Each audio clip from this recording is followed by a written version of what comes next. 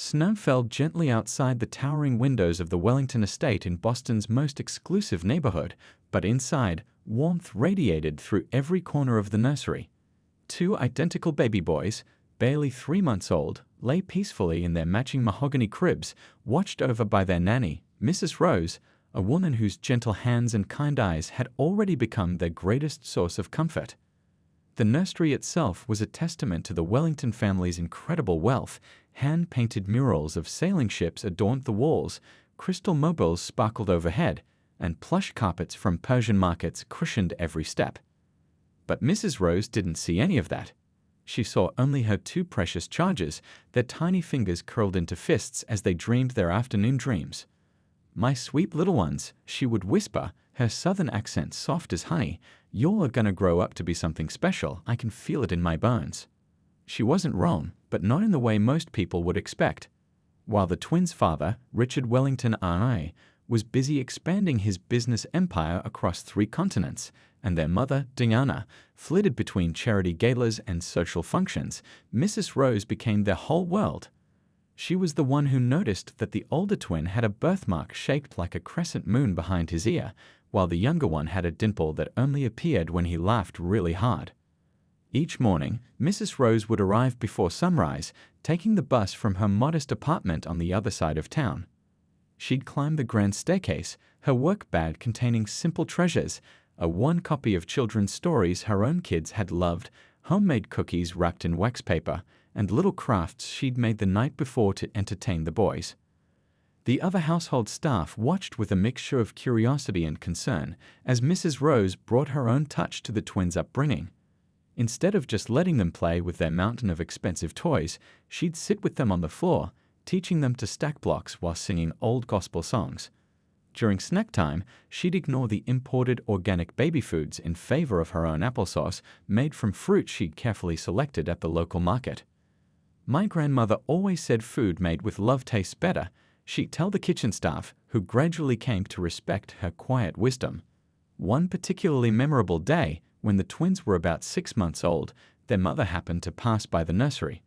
She paused in the doorway, designer heels clicking on the marble floor, as she watched Mrs. Rose dancing slowly with both babies in her arms, humming an old lullaby.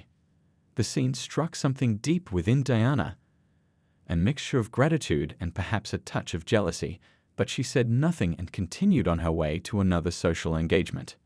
As the seasons changed and the twins grew stronger, Mrs. Rose's influence became more apparent. She taught them their first words, not just mama and dada, but also please and thank you. When they started taking their first steps, she was there to catch them, her work-worn hands gentle but strong. Each tumble was met with encouragement rather than panic, each success celebrated with genuine joy. The twins' father would occasionally appear in the nursery doorway, impeccably dressed in his tailored suits, looking somewhat out of place among the stuffed animals and building blocks. He'd watch for a few moments as Mrs. Rose read stories, doing different voices for each character, the twins captivated by her every word. Sometimes a small smile would cross his usually stern face, though he rarely stayed long enough for the children to notice his presence. But it was in the quiet moments that Mrs. Rose's true impact was most visible. When thunder rolled across the Boston sky, she would gather the twins in her lap, telling them stories about how thunder was just angels bowling in heaven.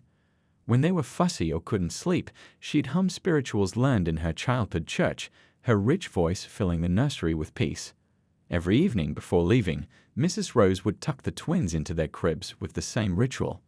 She'd straighten their soft blankets, kiss each forehead, and whisper, "Remember, babies, being rich isn't about what's in your piggy bank, it's about what's in your heart."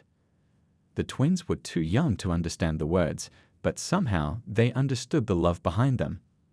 As that first year drew to a close, the massive Wellington estate had become 2 distinct worlds. Downstairs, crystal clinked at elaborate dinner parties, business deals were struck in the study, and society's elite came and went through the grand entrance. But upstairs in the nursery, Mrs. Rose had created a different kind of wealth, one made of stories, songs, laughter, and unconditional love. Little did anyone know that these early lessons, taught with such patience and care, would eventually shape not just the twins' future, but the lives of countless others. In that peaceful nursery, high above Boston's busy streets, the seeds of an extraordinary story were being planted, one lullaby at a time. The Wellington Mansion's grand halls might have been filled with priceless art and antiques, but the real treasures were the moments unfolding in Mrs. Rose's small quarters near the kitchen. Every evening, after their baths, the twins would topple down the back stairs, still in their matching pajamas, eager for what they called Rose time. Her room was modest compared to the rest of the house, but to the twins it was magical. Family photos lined her dresser, showing smiling faces of her own children at graduations and family gatherings. A handmade quilt, patched together from pieces of her life, covered her bed. The warm scent of vanilla and cinnamon always lingered in the air, mixing with the supple fragrance of the lavender she kept in small sachets. "Come here, my little sugar plums," she'd say, settling into her worn armchair. The twins would climb up, one on each side, fitting perfectly against her like puzzle pieces. What story should we hear tonight? But the best stories weren't from books. The twins loved hearing about Mrs. Rose's own children, how her oldest worked 2 jobs to put himself through engineering school, how her daughter earned a scholarship to become a teacher. She'd tell them about her childhood in Georgia, about picking peaches in her grandfather's orchard, about community fish fries where everyone brought a dish and shared what they had. "You see," she'd explain, her voice gentle but firm, "where I come from, nobody had much money, but we were rich in other ways. We had love, respect, and looked out for each other. That's what really matters in life." One particularly memorable evening, the older twin noticed a photo of Mrs. Rose's daughter in a graduation gown. "Why does she look so happy?" he asked, pointing at the beaming face. Mrs. Rose smiled, her eyes twinkling. "Because she worked hard for something she really wanted. That smile isn't just about getting a diploma, it's about proving to herself that she could do it, no matter how tough things got." The younger twin, always more contemplative, looked up at her. "But we don't have to work hard. Daddy says we're rich." That's when Mrs. Rose taught them one of their most important lessons. She pulled both boys closer and said, "Listen carefully now. Money can buy you nice things, but it can't buy you character. That's something you have to build yourself, one good decision at a time." During the day, Mrs. Rose would create little learning adventures throughout the mansion. She'd turn mundane tasks into games that taught valuable lessons. When the twins helped her water the houseplants, she taught them about responsibility. During snack time, she showed them how to share and think of others first. Once, when the cook's young daughter was sick, Mrs. Rose helped the twins bake cookies to send home to her. The kitchen became a mess of flour and chocolate chips, but the joy on their faces as they carefully decorated each cookie was worth every spill. "See how happy it makes you to do something kind for someone else," Mrs. Rose would say, helping them wrap the cookies in colorful paper. "That feeling right there, that's better than any toy in your playroom." The twins' parents, though often absent, couldn't help but notice the impact Mrs. Rose was having. Their boys were different from other children in their social circle. At fancy dinner parties, while other wealthy children threw tantrums or demanded attention, the twins would politely thank the servers and share their desserts with each other. One day, their mother overheard the older twin comforting a maid's son who had scraped his knee while playing in the garden. "It's okay," he said, mimicking Mrs. Rose's soothing tone. "Being brave doesn't mean not crying. It means getting back up after you fall." Mrs. Rose's influence extended beyond just teaching manners and morals. She created a safe space where the twins could be themselves, not just heirs to a fortune. In her presence, they didn't have to be perfect. They could be scared, silly, or sad. When thunder rolled across the sky, they'd build blanket forts in the playroom. When they were excited about something, she'd let them jump on their beds, though she'd never admit this to their parents. Every night, before sending them back upstairs to their wing of the mansion, she'd give them each a tight hug and say, "Remember who you are, my sweet boys. Not what's in your bank account, but what's in your heart." The lessons went deeper than anyone realized at the time. While their father was teaching them about stocks and assets, Mrs. Rose was teaching them about the stocks of human kindness and the assets of compassion. While their mother was introducing them to society's elite, Mrs. Rose was showing them how to see the worth in every person they met. In her small room, with its family photos and handmade quilts, the twins learned their most valuable lessons about wealth, not from their father's business empire or their mother's social connections, but from a woman who had little money but endless riches of wisdom, love, and understanding. These foundation years, shaped by Mrs. Rose's gentle guidance and unwavering values, were quietly laying the groundwork for something extraordinary. Though no one could have predicted it then, these simple evening stories and daily lessons would eventually lead to a transformation that would touch countless lives. The day everything changed started like any other. Spring flowers were just beginning to bloom in the Wellington estate's carefully manicured gardens, and morning sunlight streamed through the tall windows of the breakfast room. The twins, now 5 years old, were helping Mrs. Rose arrange fresh fruit on their plates, giggling as she made silly faces with orange slices. None of them knew that upstairs, in the master bedroom, their mother was receiving news that would shatter their peaceful world. The doctor's words were gentle but final: advanced cancer, maybe 6 months left. As the doctor left, Mrs. Wellington sat at her vanity, staring at her reflection, her mind racing with all the things she needed to put in order before she left her family behind. That afternoon, while the twins were napping, Mrs. Wellington called Mrs. Rose to her private sitting room. The normally poised socialite's hands trembled as she lifted her teacup. "I need to make some changes," she said, her voice barely above a whisper. "The boys, they need to learn how to be proper Wellingtons now. They need to understand their place in society." Mrs. Rose sat quietly, her heart already knowing what was coming. She'd seen this look before in other wealthy homes where she'd worked, the moment when her love for the children became too threatening to their parents' vision of how things should be. "You've been wonderful with them," Mrs. Wellington continued, not meeting Mrs. Rose's eyes. "But they're too attached. They need to learn our ways, our traditions.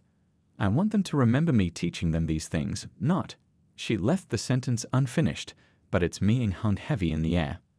Mrs. Rose's voice was steady when she finally spoke. "I understand, ma'am. When would you like me to leave?" 2 weeks should be enough time to find someone more suitable." That evening, Mrs. Rose went through her usual routine with the twins, her heart breaking with each familiar gesture. She helped them build a castle out of blocks, read their favorite story about the little engine that could, and tucked them in with extra tight hugs. They noticed something was different. Children always do, but they didn't know how to ask about the sadness in her eyes. Over the next 2 weeks, Mrs. Rose quietly prepared them for her departure, though they didn't realize it. She taught them how to tie their shoes, reminded them to always say please and thank you, and made sure they knew how to comfort each other when they were sad. Each lesson was a goodbye in its own way. The other staff watched with heavy hearts. The cook made Mrs. Rose's favorite cornbread every day. The gardener brought her fresh flowers. Even the stern butler softened, carrying her heavy bags when she cleaned out her quarters. The hardest part was keeping her emotions in check when the twins would run to her with their little treasures: a found feather, a special rock, a drawing they'd made just for her. Each gift now felt like a stone in her heart, knowing she'd have to leave them behind. On her last morning, Mrs. Rose arrived earlier than usual. She'd packed everything except one small box of memories: photos of the twins' first steps, the Mother's Day cards they'd made her, the tiny handprints in clay they'd created together. These, she decided, she would leave behind, tucked away in her room for them to find someday. The twins were unusually quiet that morning, as if they sensed something was different. The older one kept holding her hand a little longer than necessary. The younger one asked to sit in her lap during breakfast, something he hadn't done in months. After lunch, while the twins were playing in the garden, Mrs. Wellington's new assistant arrived with final paperwork and severance pay. Mrs. Rose signed where indicated, her signature steady despite her trembling heart. She was given 30 minutes to say goodbye. Finding the twins by their favorite climbing tree, Mrs. Rose called them over. They ran to her, as they always had, but stopped short when they saw her expression. She knelt down to their level, something she'd always done when telling them important things. "My precious boys," she began, her voice thick with emotion. "I have to go away now." "For how long?" the younger twin asked, his lower lip trembling. "A long time, sugar. But I need you to remember something very important." She pulled them both close, breathing in their familiar scent one last time. "Remember who you are. Not your last name, not your bank account, but who you are in here." She touched each of their hearts gently. "Can't you stay?" the older twin pleaded, tears already falling. "We'll be extra good, we promise." Mrs. Rose shook her head, wiping away her own tears. Sometimes life takes us different ways, even when we don't want it to. But everything I taught you, about kindness, about caring for others, about what really matters, that stays with you forever. She reached into her pocket and pulled out 2 small, smooth stones she'd collected from the garden. Keep these to remember me by. Whenever you feel lost or scared, hold them tight and remember everything we talked about. The twins clutched their stones, too overwhelmed to speak. Mrs. Rose hugged them one final time, whispering, "You'll be good to each other now. And remember, true wealth isn't what's in your wallet, it's what's in your heart." As she walked down the long driveway for the last time, she heard their cries behind her but didn't turn around. She couldn't. Instead, she straightened her shoulders and kept walking, knowing she'd given them something more valuable than money could ever buy. A foundation of love, kindness, and understanding that would shape their lives in ways no one could yet imagine. The twins stood at the garden gate until she disappeared from view, their small hands clutching their stones, not knowing that this painful goodbye would one day lead to an extraordinary reunion that would change not just their lives, but the lives of countless others. The years after Mrs. Rose's departure brought dramatic changes to the Wellington household. Their mother passed away 6 months later, leaving behind a hollow silence that echoed through the mansion's corridors. Their father buried himself deeper in his work, leaving the twins to navigate their new reality with a rotating cast of prestigious nannies and tutors. Each new caregiver came with impressive credentials, degrees from top universities, experience with European royalty, recommendations from the finest families. But none of them could fill the void Mrs. Rose left behind. None of them noticed that the twins still held their smooth garden stones during thunderstorms, or that they'd sometimes sneak down to Mrs. Rose's old quarters just to sit in silence. Remember what Mrs. Rose used to say about thunder? The younger twin would whisper during storms, clutching his stone. "Angels bowling in heaven," his brother would reply with a sad smile. Their father's idea of raising successful heirs meant endless lessons in business, etiquette, and social networking. By age 12, the twins could explain stock market trends and navigate a table full of formal dining utensils with perfect precision. But in quiet moments, they'd still practice the simple kindness Mrs. Rose had taught them. They never forgot how she'd taught them to see people really see them. When their new chauffeur's daughter was struggling with college tuition, the twins secretly arranged to have their father's company create a scholarship fund. When their housekeeper needed time off to care for her sick mother, they covered for her, making their own beds and picking up their rooms, just as Mrs. Rose had taught them. High school at New England's most exclusive private academy brought new challenges. Their classmates were the children of billionaires and world leaders, all competing to prove their worth through expensive cars and lavish parties. The twins played along on the surface, but something set them apart. "I don't get you too," a classmate once said at a yacht club gathering. "You've got more money than anyone here, but you treat the serving staff like they're your friends." The older twin shrugged.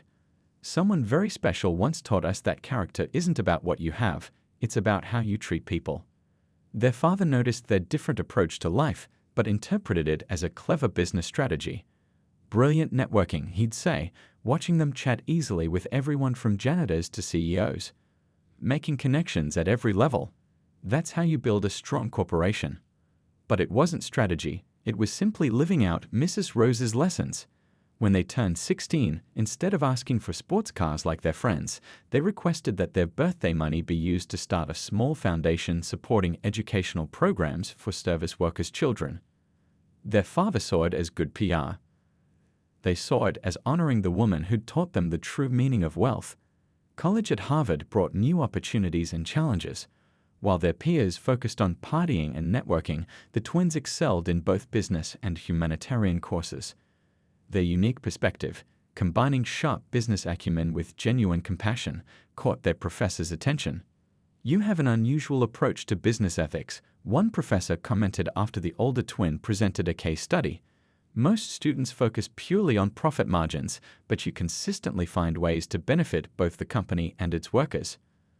The younger twin wrote his thesis on incorporating social responsibility into corporate structures, quietly dedicating it to the woman who taught us that true profit isn't always measured in dollars. After graduation, they joined their father's company as he always planned. but they brought with them a different vision. While learning the intricacies of international business, they also studied how corporations could better support their employees, especially those in service positions. Their father watched with mixed feelings as his sons mastered the business world in their own unique way. They were brilliant negotiators and shrewd businessmen, but they also insisted on implementing comprehensive benefits packages for all employees, from executives to janitors. They established educational programs, childcare facilities, and emergency assistance funds. "You're cutting into our profit margins," their father would argue. "We're investing in our people," they'd respond in unison, something they still did when they felt strongly about something. When their father finally retired, leaving them in charge of the Wellington Empire, they began implementing bigger changes. They raised minimum wages across all their companies, created scholarship programs for employees' children, and established a fund to help service workers pursue higher education. The business world watched with skepticism, but the results spoke for themselves. Employee loyalty skyrocketed, productivity increased, and their company's reputation soared. The Wellington Group became known as both a business powerhouse and a model for corporate responsibility. Yet, despite their success, something still felt incomplete. Each night, before bed, they'd still hold their smooth garden stones, remembering the woman who'd shaped their hearts when they were young. They had achieved everything their father had dreamed for them, but Mrs. Rose's final words still echoed in their minds: "Remember who you are." They had built an empire, but they knew there was still something more important they needed to do. They just didn't know what it was, not yet. But as they stood at the pinnacle of their success, looking out over the Boston skyline from their corporate headquarters, they felt the weight of those garden stones in their pockets and knew that their most important journey was still ahead of them. The search for Mrs. Rose began on a rainy Tuesday evening, 20 years after she'd walked down that long driveway for the last time.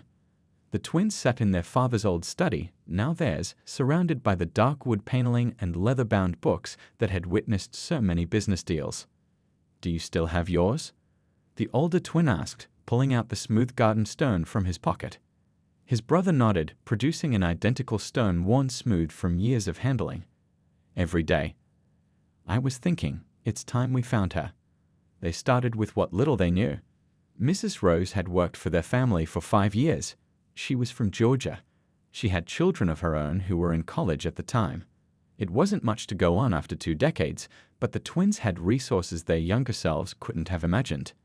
Their first step was to dig through old household records. In the mansion's basement, they found payment stubs and tax forms, but Mrs. Rose's first name had faded on the weathered papers, leaving only her last initial visible. Remember how she used to say her grandmother's recipe box was her most precious possession? The younger twin recalled, sorting through dusty files. And how she'd make those honey cookies every Friday. And the lavender sachets she kept in her dresser drawers, his brother added. The whole room always smelled like summer. They hired the best private investigators, but insisted on being involved in every step. This wasn't just another business project, this was personal. They visited their old nanny agencies, spent hours going through employment records, and reached out to other household staff from that time. Their breakthrough came from an unexpected source. The elderly cook who had retired years ago remembered that Mrs. Rose used to send money orders to her children every month through a specific post office in Atlanta. It wasn't much, but it was a start. The twins flew to Georgia themselves, refusing to delegate this task to others. They visited the post office, now renovated and modernized, but the old-timers there remembered a kind woman who would come in regularly to collect mail for her grandchildren. Oh yes, an elderly postal worker recalled, she was always showing pictures of those kids graduating, getting married. Proud as could be. She moved back here maybe 15, 16 years ago. Each clue led to another. They discovered she had worked for several families in Atlanta after leaving Boston, always leaving a lasting impression. Every person they spoke to had a story about her kindness, her wisdom, her way of making everyone feel valued. A former employer remembered how Mrs. Rose had helped their daughter through a difficult time. She just had a way about her. Taught my girl that being strong doesn't mean not crying, it means getting back up afterward. The twins exchanged glances. They'd heard those exact words before, in a warm, honey-toned voice that still echoed in their memories. The search led them through small towns and neighborhoods they would never have visited in their corporate lives. They sat in local diners, talked to community leaders, visited churches where Mrs. Rose might have attended. Each conversation reminded them of the lessons she taught them about seeing the worth in every person. 6 months into their search, they'd found her grandson working as a teacher at a local high school. He was suspicious at first. 2 billionaire executives asking about his grandmother seemed too strange to be true. But when they showed him their garden stones and told him about the thunder being angels bowling in heaven, his face softened. "That sounds like Gran," he said, smiling. "She used to tell us that story too." He told them how Mrs. Rose had helped put him and his cousins through college, working multiple jobs, never complaining. How she'd taken care of other people's children to make sure her own grandchildren could have opportunities she never had. How she still volunteered at a local community center, helping immigrant families adjust to their new lives. She always said that real wealth isn't about money, her grandson told them. She said she learned that from 2 little boys she used to care for up north. The twins couldn't speak for a moment, overcome with emotion. All these years, Sheep remembered them too. They learned that Mrs. Rose now lived in a modest house on the outskirts of Atlanta. She had retired from full-time work but still helped neighborhood children with their homework and organized food drives for local families in need. Her home had become a gathering place for the community, just as her small room in their mansion had once been their sanctuary. Standing outside her house for the first time, the twins felt like boys again. Through the window, they could see her in a rocking chair, reading to a small child. Her hair had turned white, her face had more lines, but her smile was exactly as they remembered. "Ready?" the older twin asked, holding his garden stone tight. His brother nodded, reaching for the doorbell. She always said everything happens in its own time. They had built an empire worth billions, but standing on that modest porch, preparing to reunite with the woman who had shaped their hearts, they finally understood what real wealth meant. And they had a plan to share that wealth in a way that would honor everything Mrs. Rose had taught them. The morning of the reunion dawned bright and clear, with Georgia sunlight streaming through the pecan trees that lined Mrs. Rose's street. The twins parked their rental car, deliberately choosing a modest sedan instead of their usual luxury vehicles, and walked up the neat path to her front door. The garden was small but lovingly tended, with marigolds and zinnias adding splashes of color. Their hearts pounded as they heard footsteps approaching the door. Each clutched their garden stone, smooth from 20 years of holding on to memories. The door opened, and there she stood, older now, her hair silver instead of black, lines of wisdom etched around her eyes, but with that same gentle presence that had shaped their childhood. For a moment, no one spoke. Mrs. Rose's hand flew to her heart as recognition dawned in her eyes. "My babies," she whispered, her voice breaking. "My precious babies." The twins, powerful executives who regularly handled billion-dollar deals without blinking, found themselves crying like the little boys they'd once been. They stepped forward together, and Mrs. Rose opened her arms wide, just as she had thousands of times before. The embrace felt like coming home. Come in," she said, wiping her eyes with the corner of her apron. "Let me look at you properly." Her living room was modest but warm, filled with photos and handmade quilts. The twins noticed their own childhood pictures among the frames, them playing in the garden, building block towers, sleeping peacefully in their cribs. She'd kept them all these years. "You kept our pictures," the younger twin said softly, touching one of the frames. "Of course I did. You all were in my heart every day." She sat in her favorite rocking chair, gesturing for them to sit on the comfortable but worn sofa. "Now tell me everything. Tell me about your lives." And they did. They told her about growing up, about college, about taking over their father's company. But mostly, they told her about how her lessons had shaped every decision they'd made. "Remember the thunderstorms?" the older twin asked, pulling out his garden stone. "We still have these." Mrs. Rose's eyes welled up as she saw the stones. "You kept them all these years?" "They reminded us of what you taught us," the younger twin explained. "About what really matters in life." She nodded, reaching for a tissue. "And what matters, my sweet boys?" "How you treat people," they said in unison, just like they used to do as children. Mrs. Rose smiled through her tears. "You remember." They spent hours talking, sharing stories of the years they'd missed. She told them about her grandchildren, showing pictures of graduations and weddings.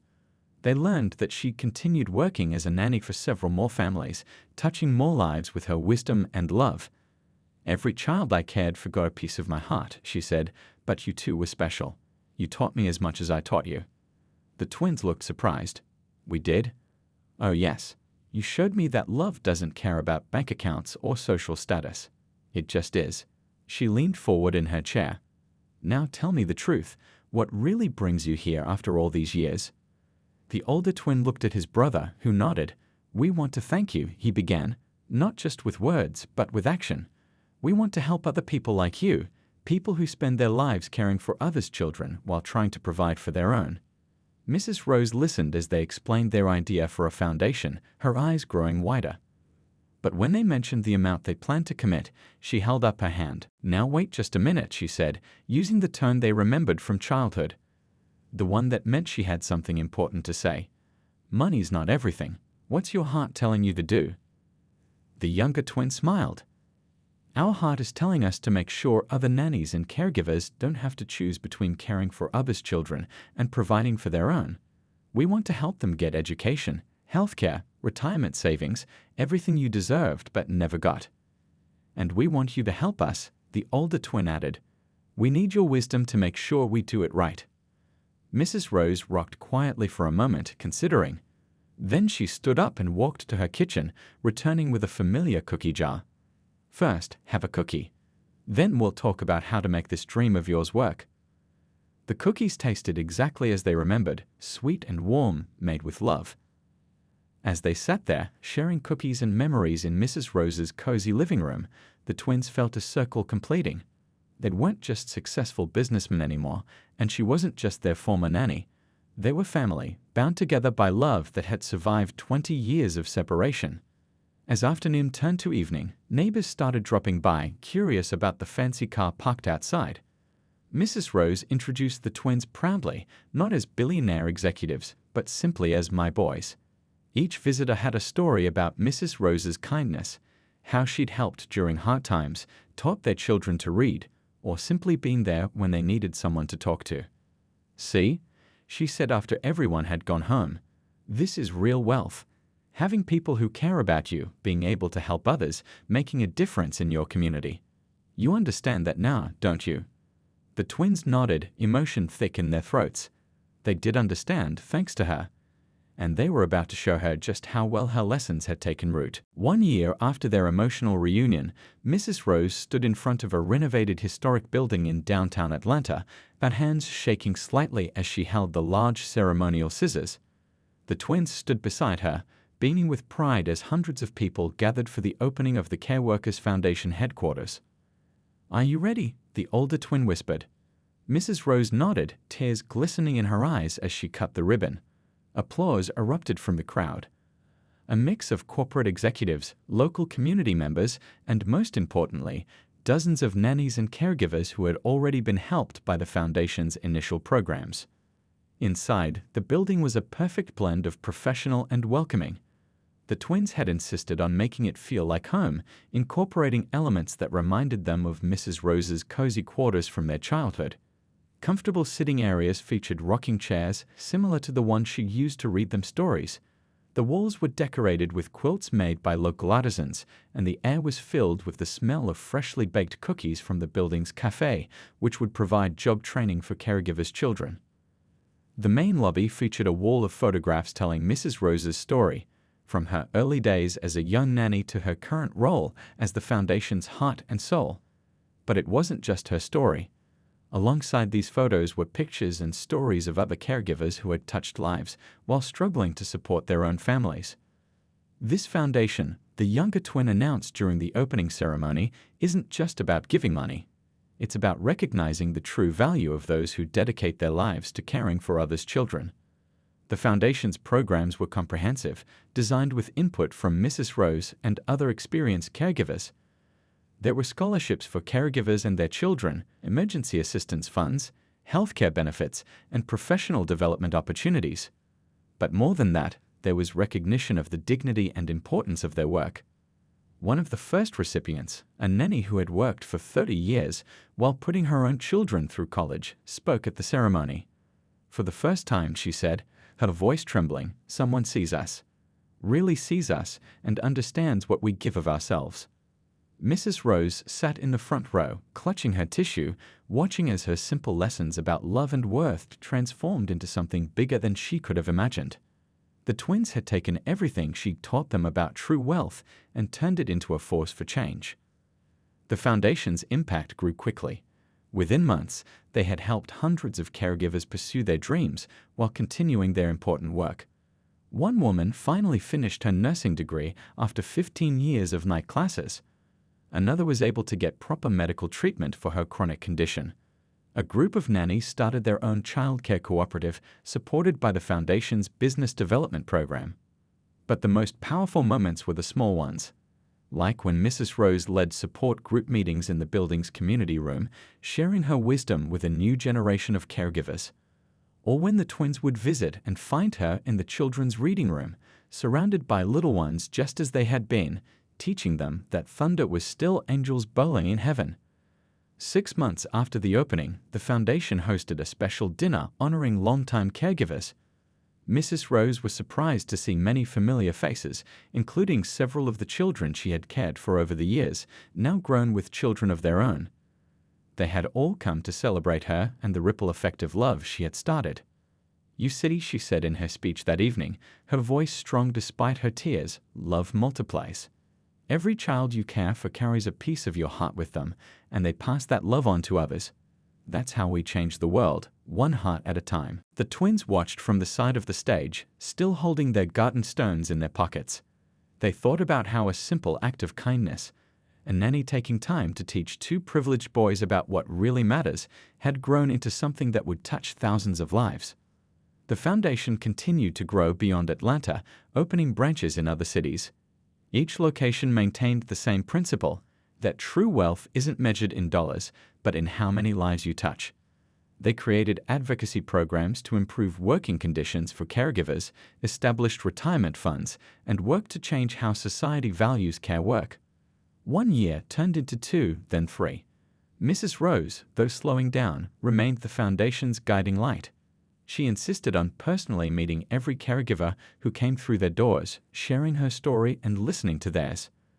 The twins made sure her own home was well maintained and that she had everything she needed, but she refused to move to a bigger house. "This is home," she'd say, sitting in her familiar rocking chair. "This is where I can still help people."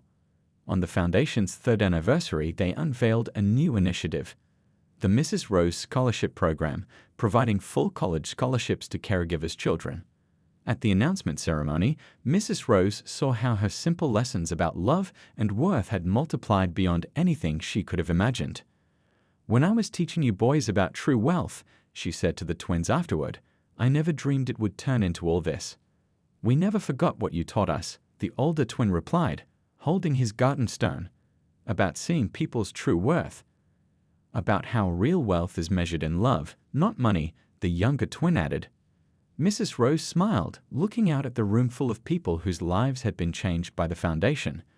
"Well," she said softly, "looks like my investment paid off pretty well, didn't it?" And it had.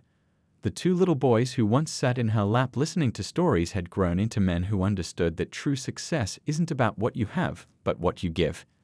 Their billion-dollar gift wasn't just about money. It was about passing on the priceless lessons about love, dignity, and worth that a wise nanny had once taught them.